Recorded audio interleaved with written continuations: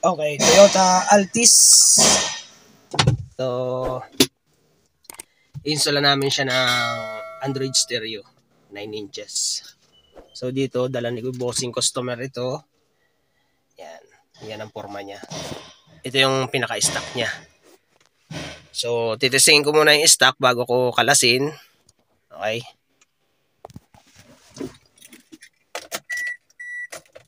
Subukan ko muna.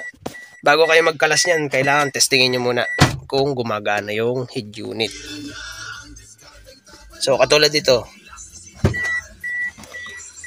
wala yung audio niya sa kanan. Testingin ko muna. Okay.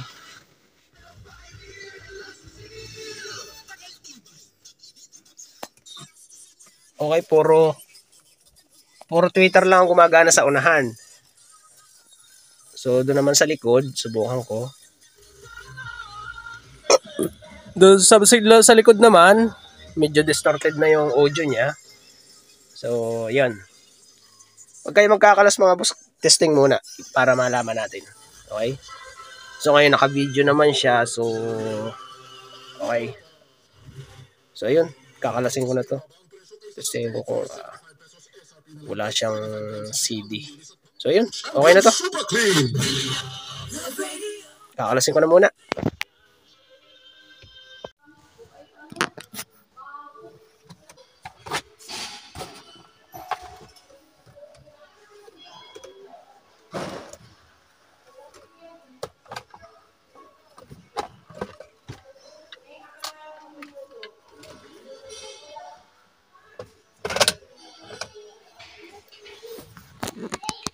Ay mga boss, oh. Katulad dito, ano na siya, natatanggal na. So ganito naman talaga ang mga Altis. Madaling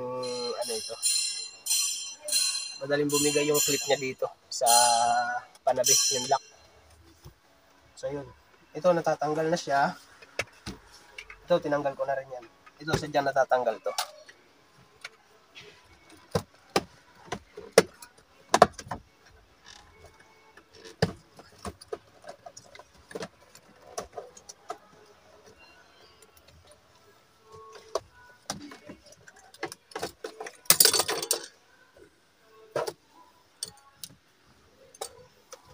So ito kinakalas din yan.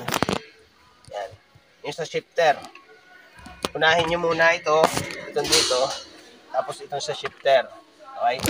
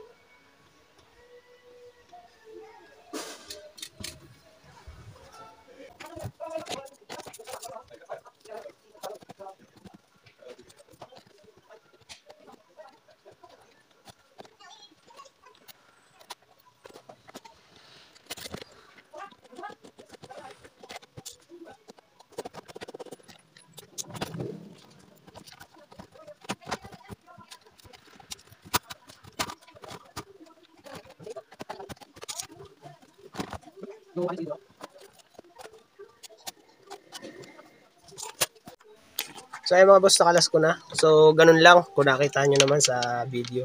So ang inuuna dyan ay yung console dito. Ito. Yan. Tanggalin nyo yan. Natatanggal naman yan, pinipindot lang ito. Tapos kasunod nun itong sa shifter. Ito.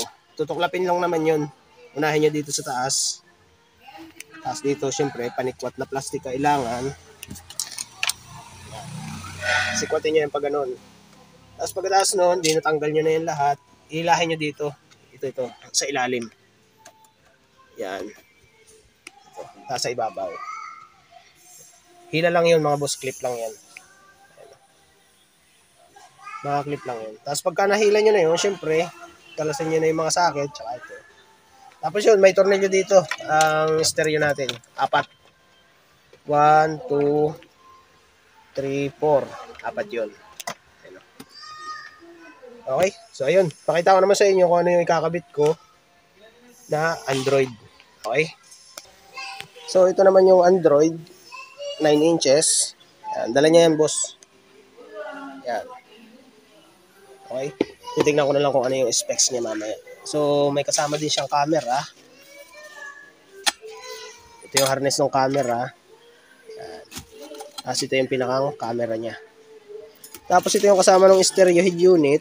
Ito yung mga harness niya, syempre. Pero, nung bumili daw siya ng frame, may kasama ng socket. Pero bukod doon, bumili pa siya ulit ng another socket. So, titignan ko na lang dito kung alin dito yung magkakaigi. Kasi itong isang set na binili niya, ito yung may adapter type na radio antenna. So, dito naman, mamaya lang, saglit lang. Tapos dito ay standard. Okay? So, ayun. Kakabit ko na muna to. Asimbolin ko na muna to. Tapos ay maglilinya ako ng camera. Okay? Okay, maglilinya naman ako ng camera. Okay, so ito yung camera. So ito yung power source niya mga boss. Ang ginawa ko dyan, ganito lang. Diba itong RCA niya, may naka-split na kulay pulang wire. So ito yon doon sa kabilang dulo. Yan. Ang gagawin nyo dyan, dito sa red wire na to, red black wire, doon sa positive, sa power ng camera, i-split nyo lang yan, i-tap nyo lang yan dito. Sa pula sa pula.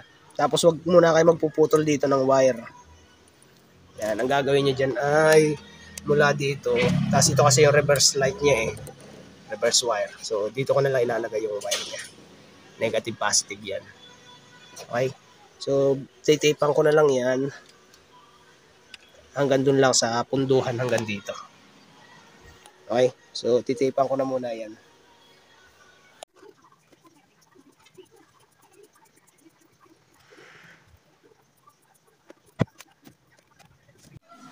So, ay mga boss, na ilinya ko na. Okay? So, dito, ang ginagawa ko dyan, dito lagi ako naglalagay ng forma no, yung pundo no, yung dulo. Yan. Kasi, just in case na mag-troubleshoot, mabilis lang ako magkalkal ng wire. So, dyan lang, pinakamalapit. Tapos dito, syempre, ang positive niya na yung red black at ang negative ay yung white black. Okay? Yan yung reverse light. So, nagbutas lang ako dito ng wire. Ayan. Tapos nilusot ko dyan yung pinakang kabuuan ng wire. Tapos ay nilusot ko dito. Okay? So, yan. Ihihilahin ko lang yan ng ganon.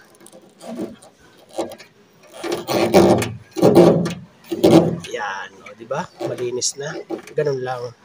Tapos, syempre, pag binalik mo yan ng ganyan, akala mo yung walang nangyari. Yan. Basta't magbubutas kayo banda rito. Yan. Tapos, ganon. Yun. Tapos nilinya ko yan dito syempre. Papunta dun. Tapos iaabay ko na lang yan dyan. Pwedeng doon ko ilagay sa butas na yun. Ayan o. Kita naman yung ano. Or ililinya ko dito. Maalin lang dyan. Siguro doon na lang sa butas na yun. Okay? Okay boss. Dito ko na lang nilagay.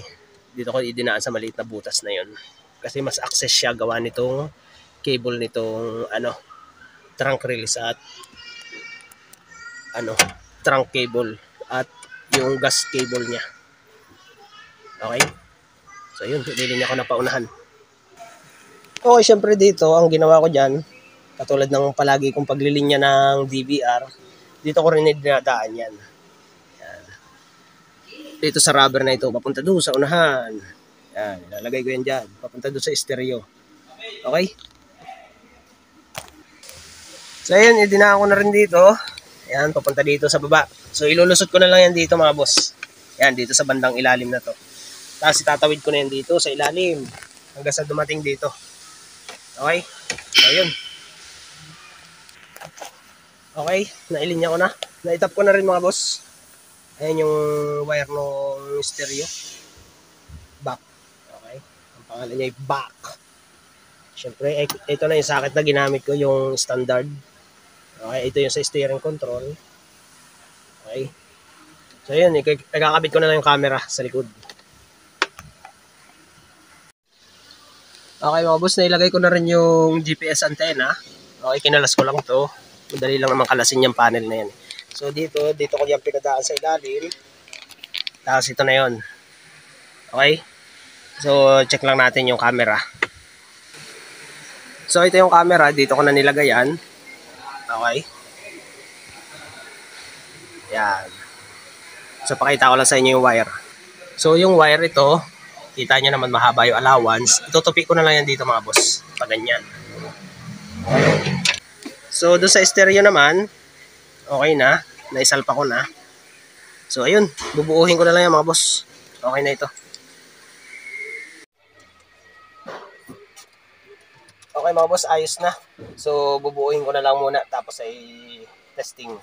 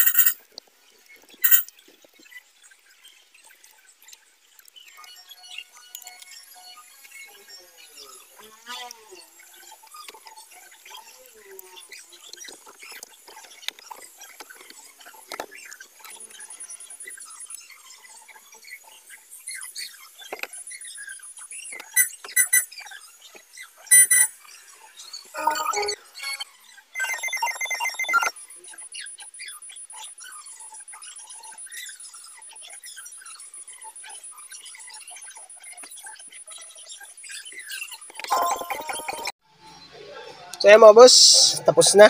Kinabitan ko siya ng Android stereo, 9 inches. Kasama na panel.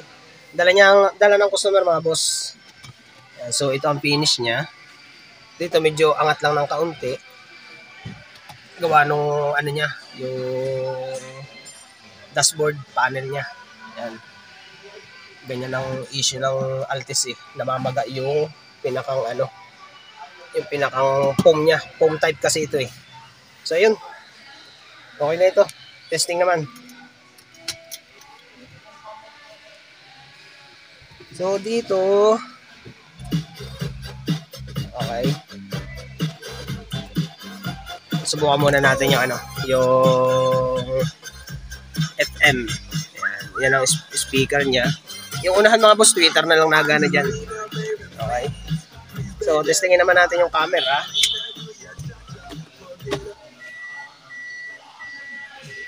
Yan yung camera mga boss. Pansin niyo kanina hindi gumagana yan. Ang ginawa ko lang diyan, kapag meron kayong nakabitan ng issue ay ganyan, dito lang kayo pupunta. Dito. Subukan natin na home. Pumunta ako sa car setting. Pag sa mga Android, ganito lang. Factory setting. Ito kasi ang password nito, 4 na 8. Yan. So pagka nakakuha nyo na ito, punta kayo sa protocol parameter setting. Okay? Tapos, reversing format. Okay? Kanina kasi nasa NTSC yan. Yan. NTSC or PAL. So, pagka nakaklik yan kaninang ganun, pag nag-reverse tayo, ganito ang nalabas.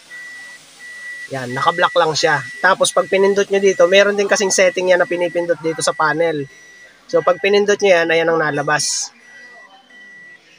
NTSC, PAL. Ay pagka tinetesting ko yung ganun, hindi siya nalabas. So, dito ako nagpunta.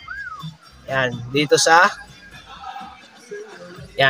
factory setting, password, 4 na 8. Hindi lahat ng Android boss, 4 na 8 ang password. So, punta lang kayo sa protocol, parameter setting, reversing camera, format. Okay? Tapos, AHD 25. Yun ang iniselect ko na format. So, nung nag-reverse ako, yan, lumabas na siya. Okay?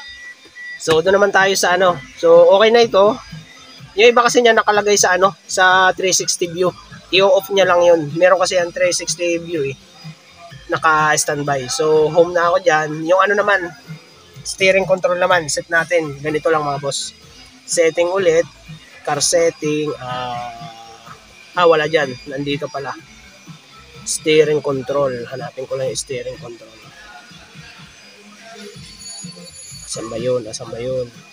Nandito rin pala. Ayan, steering, learn. Ayan, so volume positive. Ayan, successful. Setup successful. So may check na yan. Ayan. So volume negative. Okay. Volume negative, success. Subukan natin. Next. Reduce. Okay. Ba't ayaw nung negative? Okay. So, mode. Mode tayo ay, yan, mode. Okay. So, yun. Volume negative. Okay na. Mode. Next. So, wala pang next. Search ko na lang ito. Search, automatic.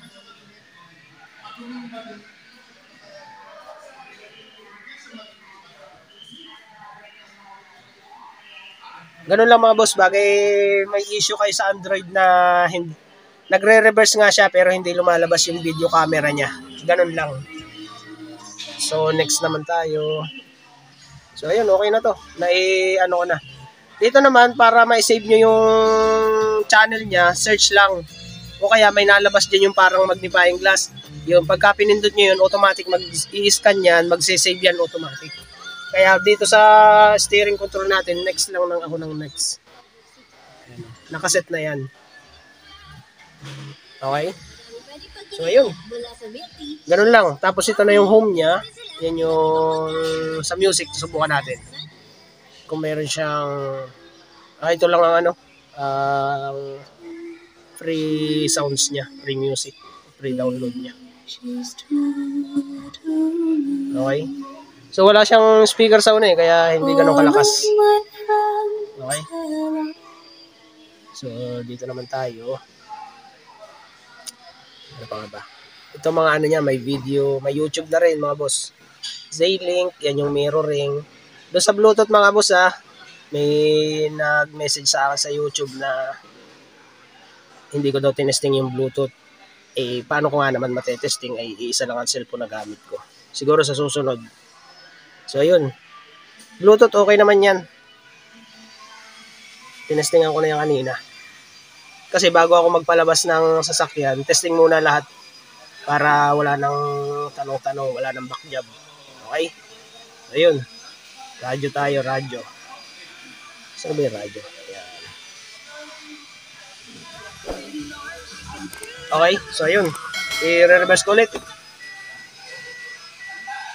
So, ayan. Buhay nyo na kung paano. Just in case na pag nag-reverse kayo, hindi lumalabas yung camera. Ganun lang. Pakita ko lang sa inyo yung camera sa likod. So, ito na yung camera. Okay na yan. Nai-set ko na rin ang ayos ito. Okay? So, ito naman yung wiring. Okay na rin to. Ganyan ang style niya para just in case na mag-troubleshoot, mahaba yung wire, madaling i-access bagay ite-tester. Okay, di ako na pinadaan yan. So, yun. Okay na to. Ito yung stock. So, ayun mga boss. Ayos na. Toyota Altis. Installation ng Android stereo with camera. Okay? So, ayun. Okay na. Thank you.